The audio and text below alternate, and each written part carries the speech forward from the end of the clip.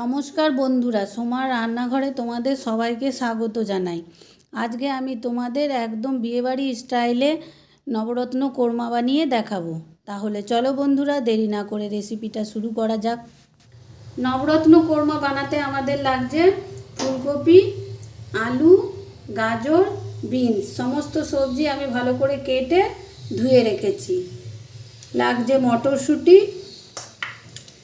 নুন, সাদা তেল, ক্যাপসিকাম, টমেটো, এটাও আমি কেটে নিয়েছি। আর লাগছে পনির, এখানে 250 গ্রাম পনির আছে। আর লাগছে জিরে গুঁড়ো, ধনে গুঁড়ো, কসুরি মেথি, একটু গরম মশলা, অল্প একটু চিনি, লাগছে বাটার, আর লাগছে ফ্রেশ ক্রিম, আর নিয়েছি অল্প একটু কাজু, পোস্ত, চারমগজ। এই তিনটে আমি একসাথে পেস্ট করে নেব। আর লাগছে আদা আর কাঁচা লঙ্কা, এটা আমি আলাদা পেস্ট করে নেব। আর এখানে লাগছে 9 রকমের গোটা মশলা। তার মধ্যে আছে 2টো শুকনো লঙ্কা, সাদা জিরে, গোটা জিরে, 2টো লবঙ্গ, 2টো ছোটো এলাচ, দারচিনি, গোলমরিচ 2টো, জয়িত্রী, একটা বড় এলাচ, আর তেজপাতা। 9 রকম গোটা মশলা লাগে বলে এটাকে নবরত্ন কোরমা বলা হয়। আর লাগছে কাশ্মীরি লঙ্কার গুঁড়ো। গ্যাসে একটা কড়াই বসিয়ে দিয়েছি, আমি জলটা গরম হতে বসিয়ে দিয়েছিলাম। ওই গরম জলের মধ্যে দিয়ে দেবো অল্প একটু চিনি। এরপরে দিয়ে দেবো সবজিগুলো। প্রথমে দিয়ে দেবো আলু,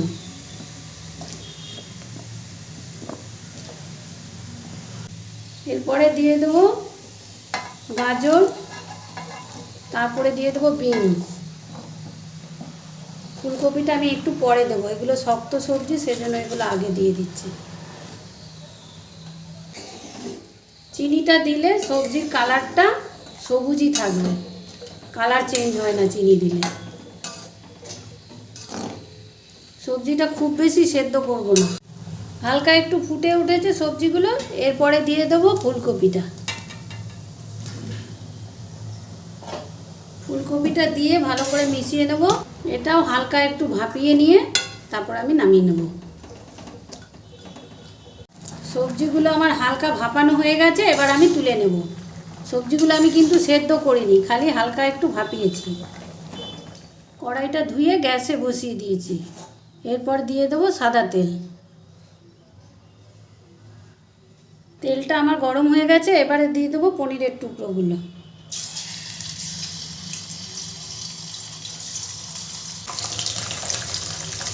পনিরটা আমার হালকা ভাজা হয়ে গেছে, এবারে আমি উল্টে দেবো। পনিরটা আমার ভাজা হয়ে গেছে, এবারে আমি তুলে নেব। আবারও ওই তেলে বাকি পনিরগুলো আমি দিয়ে দেবো। এই পনিরগুলো দিয়েও আমি ভালো করে ভেজে তুলে নেব। পনির ভাজা তেলেই আমি ফুলকপিগুলো এবারে ভেজে নেব। এখানে আমার একটা গোটা ফুলকপি রয়েছে। ফুলকপিটা ভালো করে ভেজে নেব। ফুলকপিটা আমার ভাজা হয়ে গেছে, এবার আমি তুলে নেব। ওই তেলেই দিয়ে দেবো গোটা মশলাগুলো। 2টো তেজপাতা, 2টো বড় এলাচ, একটা ছোট এলাচ, জয়িত্রী, 2টো শুকনো লঙ্কা, 2টো লবঙ্গ, আর গোটা জিরে একসাথে আমি রেখেছি, সেটা আমি দিয়ে দিলাম। আমি আলাদা করে আর তেল দিইনি। মশলাটা একটু নেড়ে দেবো। একটু ভাজা ভাজা হলে আলুটা দিয়ে দেবো প্রথমে। মশলাটা আমার ভাজা ভাজা হয়ে গেছে, এরপরে দিয়ে দেবো কেটে রাখা আলু। এখানে আমি 2টো আলু নিয়েছি, সেটাকে ডুমো ডুমো করে কেটে নিয়েছি।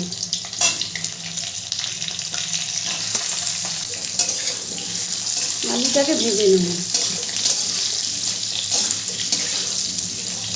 এই রান্নাটায় কিন্তু হলুদের ব্যবহার হয় না, হলুদ ছাড়াই রান্নাটা হবে।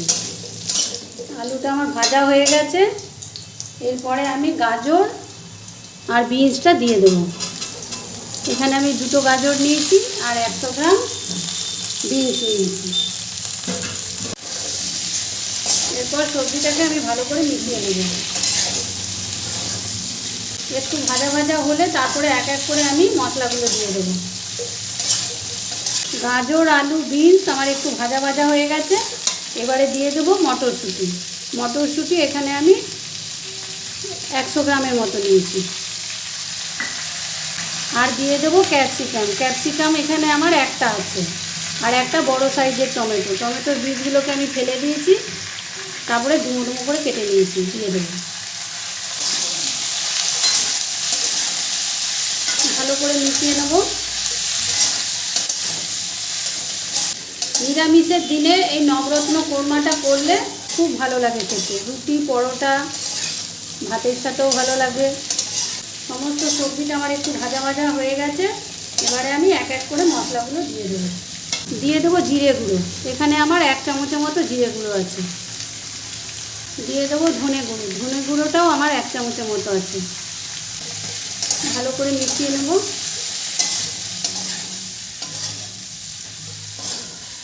এরপর দিয়ে দেবো কাঁচা লঙ্কা আর আদাটা আমি একসাথে বেটে রেখেছিলাম, সেটা এবার দিয়ে দেবো। আর দিয়ে দেবো কাশ্মীরি লঙ্কার গুঁড়ো। এখানে আমি 1/2 চামচের মতো নিয়েছি। কালার হবে কিন্তু ঝাল হবে না।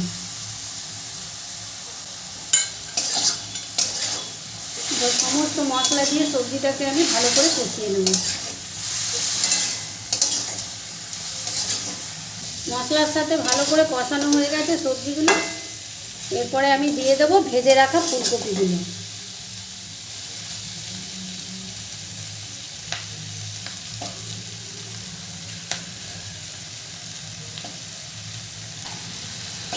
ফুলকপিটা দিয়েও ভালো করে মিশিয়ে নেব। কাজু, পোস্ত, চারমগজ আমি একসাথে বেটে রেখেছিলাম, সেটা এবার দিয়ে দেবো। বাটিটা ধুয়ে একটুখানি জল দিয়ে দেবো। এরপর ভালো করে মিশিয়ে নেব। এরপর দিয়ে দেবো নুন। নুনটা দিয়ে দেবো পরিমাণ মতো। এখানে আমি বড় চামচের 1 চামচ নুন দিয়েছি। নুনটা দিয়েও ভালো করে সবজিটাকে আমি কষাবো। রান্নাটা আমার মিডিয়াম ফ্লেমে হচ্ছে। সবজিটা আমার কষানো হয়ে গেছে। এবার আমি দিয়ে দেবো জল। এখানে দিয়ে দেবো আমি গরম জল ব্যবহার করছি। এখানে আমি গরম জল দিচ্ছি। জলের পরিবর্তে তোমরা এখানে দুধও ব্যবহার করতে পারো, টক দইও ব্যবহার করতে পারো।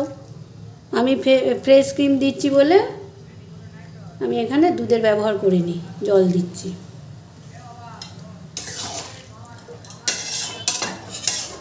জলটা দিয়ে ভালো করে সবজিগুলোকে মিশিয়ে নেব। খুব বেশি জল দেবো না। এরপর ঢাকনা দিয়ে দেবো 5 মিনিটের জন্য।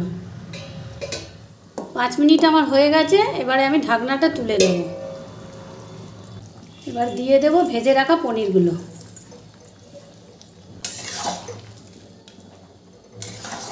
পনিরটা দিয়েও আমি আবারও 5 মিনিটের জন্য ঢাকা দিয়ে দেবো। 5 মিনিট আমার হয়ে গেছে। এবার আমি ঢাকনাটা তুলে নেব। ভালো করে নেড়ে নেব। এরপর দিয়ে দেবো গরম মশলার গুঁড়ো। গরম মশলার গুঁড়ো আমি অল্প একটু দিয়েছি। আর দিয়ে দেবো কসুরি মেথি। কসুরি মেথিটা আমি একটু কড়াইয়ে নেড়ে নিয়ে তারপরে গুঁড়ো করে নিয়েছি।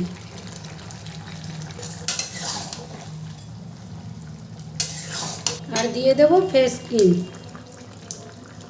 ফ্রেশ ক্রিম 1 চামচের মতো। তোমাদের কাছে যদি না থাকে তোমরা টক দইও দিতে পারো, গরুর দুধও ব্যবহার করতে পারো। আর দিয়ে দেবো বাটার। দিয়ে ভালো করে মিশিয়ে নেব। গ্যাসের ফ্লেমটাকে একটু বাড়িয়ে দেবো।